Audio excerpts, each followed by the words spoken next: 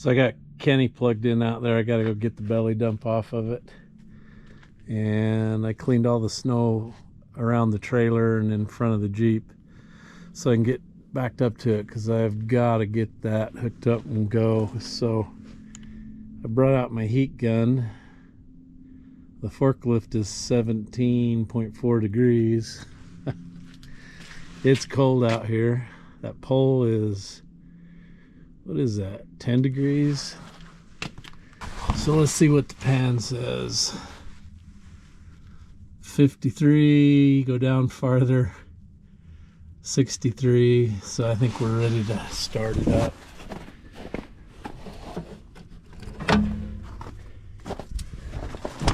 Let's see how she goes. I love these Acerts, the 18-to-1 compression. They just start no matter what.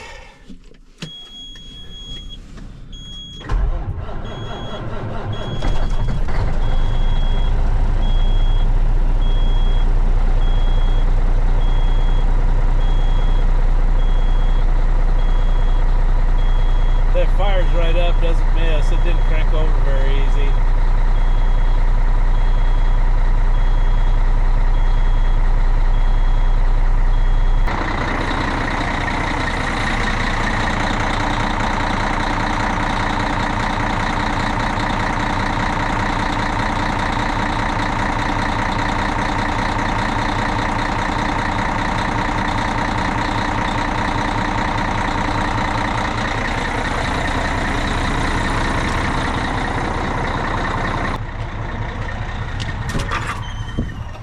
So,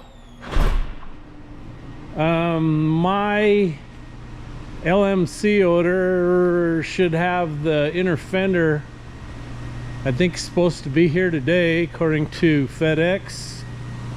It's out for delivery. So, I get that. I can take the fender and the inner fender into the body shop and get them going on that. I've got the one new headlight in here because it bumper came up and broke this housing on this side, so I had to replace both of them. But I'm at a standstill till I get some more parts. I got a new fan coming. It's coming out of Arizona from a parts recycler. I couldn't find one here for some reason. Don't know if I'll get her done this week. Guess it depends on how busy the body shop is, how quick they can get my fender put back together, or if I decide whether to put it together myself and then just have them paint it. But I'll get it done. Jeff will win. Matt said his blue Ford will start today. This I gotta see. Not plugged in. Is this a 6.9? It's a 7.3, just not turbo. Yeah, it's idea.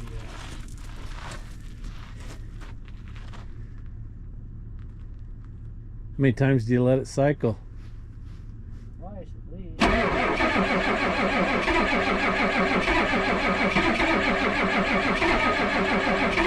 One more time.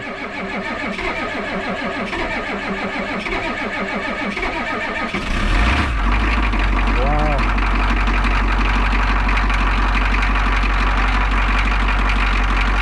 So it's Tuesday morning, I think, today. Sitting out here in the shop this morning reading old autos. One of my subscribers bought me a subscription to this paper. Anyway, it's awesome. 45 bucks a year, but this thing is just chock full of information. I mean, just all kinds of cool stuff. Like, if you want to find parts for your Model A, there's a place that sells Model A Ford parts. Places you can buy parts for Mopar stuff, Dodge trucks, cars, just all kinds of cool articles. This is really cool. Anyway, thank you very much for buying this for me.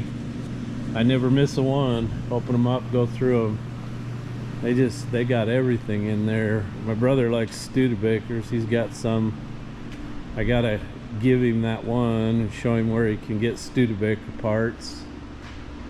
It's just a great resource. I really appreciate my subscribers giving me a heads up on that kind of stuff, equipment. So last night it snowed and blew like crazy. It's still coming down a little bit. So yesterday my inner fender came from LMC Trucks. Seems to be a nice piece, heavy gauge. The one thing I was disappointed in are these fender braces. They're about half the thickness of the originals. You can literally see the difference in thickness. They're half. And then this inner fender deal's not near as heavy as the old one, but I don't know, that's why I bought an OE Mopar fender for the front, because I wanted a nice, well-fitting, heavy piece. And this stuff's all made in Taiwan. So my radiator came today. It's an all aluminum piece. Got the studs on top. Everything you need. Nice big wide 10-year guaranteed radiator. Matt and I were going to take his Ford and go over to Napa to Advantage Machine to get the D9 rods Thursday or Friday, depending on what the weather does. But I got my heads back and they've all been machined for the wear sleeve inside of them. So I got that done today. Took my fender and my inner fender into the body shop so they can get that together and get it painted. Don't know whether that'll happen this week, next week, or the following week. They had a lot of cars in there. Anyway, winter showed up with a vengeance last night again. It's been doing this all day long. And I just cleaned the yard up yesterday. Now I get to do it all over again. Yummy. This is my old tie rod assembly. This is a first or second gen Dodge tie rod assembly, and it's pretty small. And then you can see this is the end that hooks into the pitman arm, and then it comes over clear over to this tie rod end on the right side, then comes all the way back over to the left side.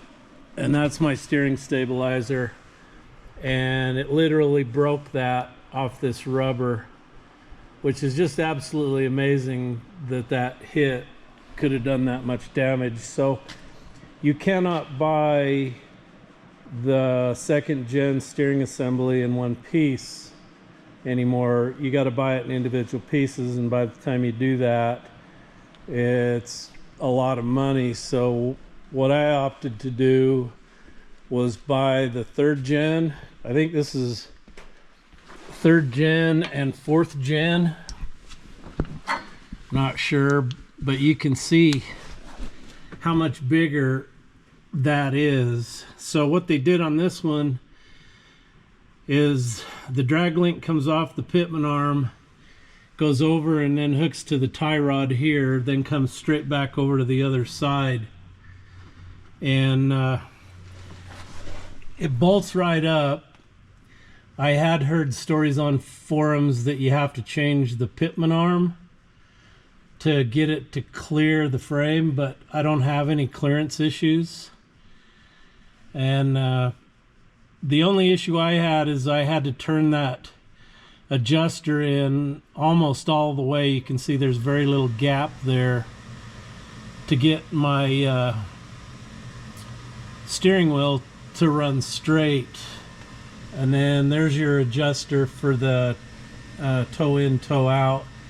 And I think that's turned in almost all the way too to get my toe in. So that's the only issue that I've seen. Now, I've also heard guys say that they didn't think their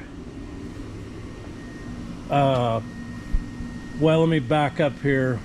So I put a Borgeson steering box on it because with those old steering boxes on these, you can't buy a new one anymore. All you can buy is reman, and it's really kind of a crappy design.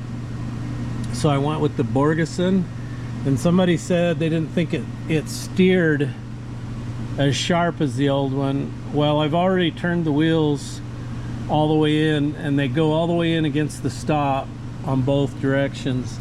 So I don't think that that's true. But I've got that adjuster for the toe in.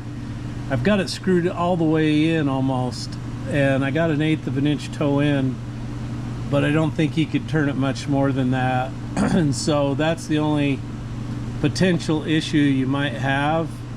Anyway, this is just a way better design. When Dodge came out with the 3rd and 4th gens, this is the steering linkage that they came up with, and it's just it's so much heavier and so much better than the old 2nd gens. And besides the Borgeson box, I also bought their steering shaft, and that's a way better deal than the old one. So it should be nice and tight now. You can also use your steering stabilizer if you have one. I used mine and it went right on. The only thing I had to do for some reason is I just had to slot the holes on the driver's side to get it to go over far enough. The holes on the passenger side, there was enough slot there that they went over. I just had to take about 3/8 of an inch off of those, and that makes sense because in order to get this Borgeson box on, there's 3/8 spacers between the frame and the box, because it's bigger and it won't fit in there, so they had to space it out. So, piece of cake. Anyway, here's the Moog number if you want to buy that as a complete assembly. I'll put that on the screen. Okay, we're gonna get Mr. Griffey and plow some snow today. He's patiently waiting in the house for Jeff to come get him.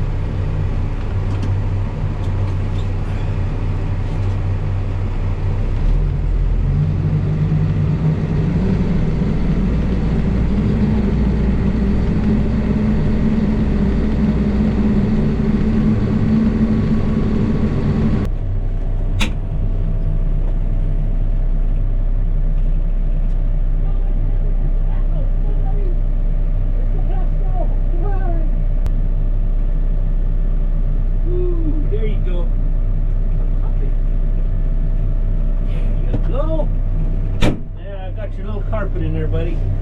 I got your carpet in there. Can't have my coffee.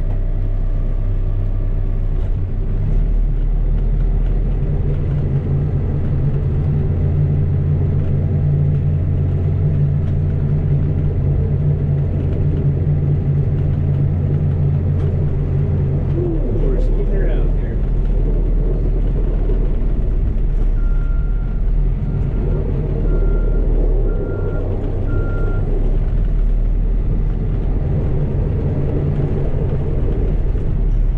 Get out, Mr. Griff. Stay there. Let me get you down. You'll break your little legs. There you go.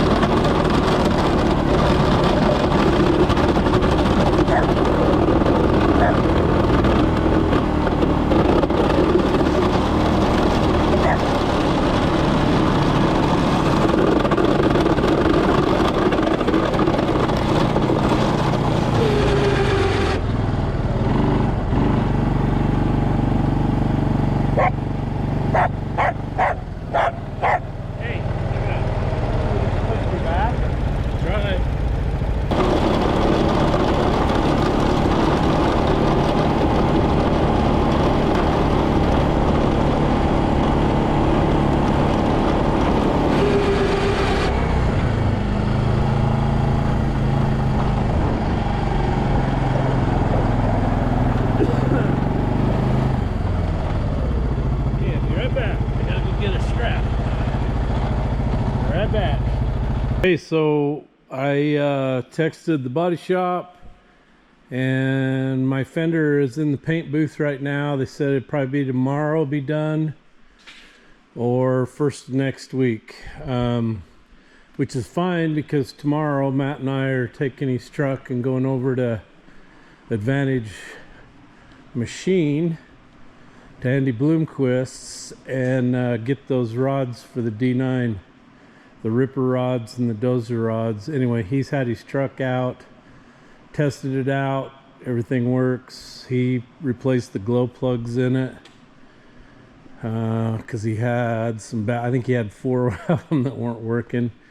So anyway, that's where we're going to be tomorrow, Friday. So anyway, by next week the Super Dodge is going to live. Now I'm still missing 2 components. I do not have the top pad for the bumper or that gray piece right there, and I could drive it without them.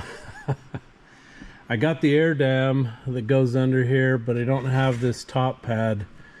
Now I could put this one back on. It's missing a couple of the snap deals that go on it, but I think I put some silicone on it last time to hold it. I don't know, it's just so hard to find one that fits good, and the ones that LMC provide are good quality, but they're out of stock right now. And like I was saying earlier, I found some genuine Mopar stuff. It was really reasonable price, but the shipping was like 360 bucks, and I'm like, that's nonsense.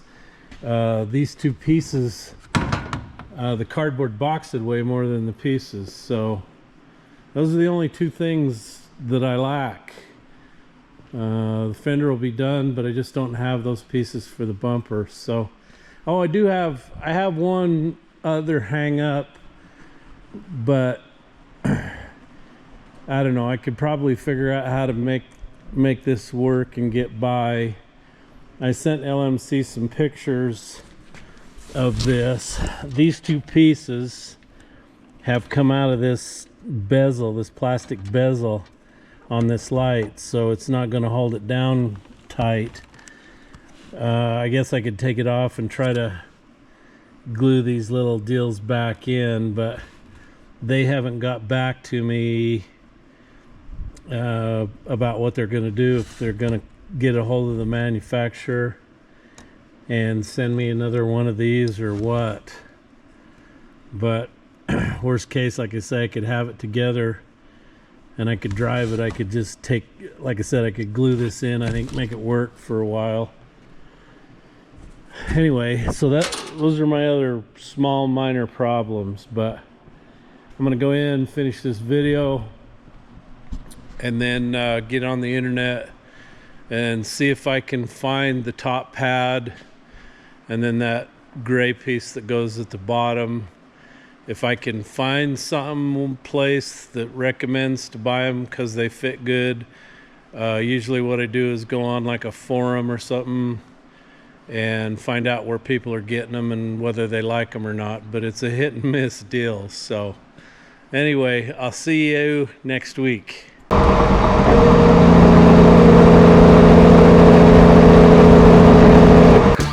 I love this life I lead.